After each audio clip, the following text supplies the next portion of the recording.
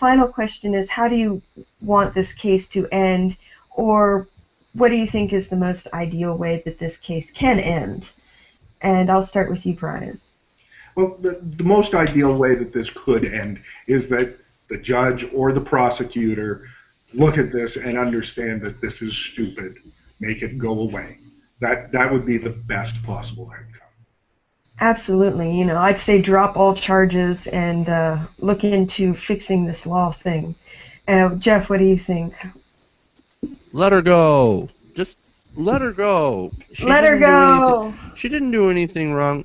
Well, she did do something wrong according to the law, but like we had mentioned, the law is kind of broken at this point and is can be easily used to discriminate against people that parents simply don't like. But should parents have a recourse in, you know, choosing who their daughter or their daughter's date or son's date? Of course, right? You do got to give the parents a tool to legitimately protect against predators, but I'm getting way off. But I think in this case, I'd let her go because, like I had said, you know, just let her go. You're going to ruin her life if you continue, or at least, you know, do something simple. You know what I mean? Right, yeah, it absolutely kills me that once this girl turns 16, it would actually be legal for the two of them to get together again. It blows my mind, you know. And odds are they probably will get back together. Right, which ironically probably wouldn't happen if they had taken Kaitlyn's offer for her to just leave the state. Right. And in this case, I think that we will find out years from now, if anyone pays attention to the aftermath of this case, that the young girl of these parents will end up resenting her parents incredibly so. And stay gay. And she will not become ungay because they ruined this girl's life. Daniel, what do you think? I do think that the problem is I keep thinking, well, if I had a daughter at the age of 14 dating an 18-year-old, that would not sit right with me. Of course. But you see, the thing is, if my daughter were 14, I imagine that if she came home and said she was dating a 17-year-old, that I would say, okay, well, you need to bring her over and I need to talk to her.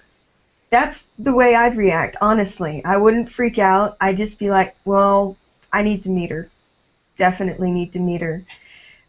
I mean, that's no need to overreact. They're just people.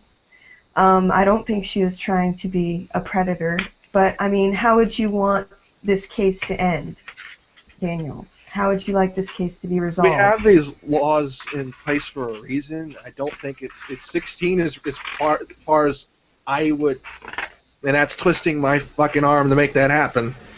16 works. Under 16 doesn't work. I don't even, like I said, personally, I don't even like it at 16. But remember, Dan, 14 is the new 20. Okay.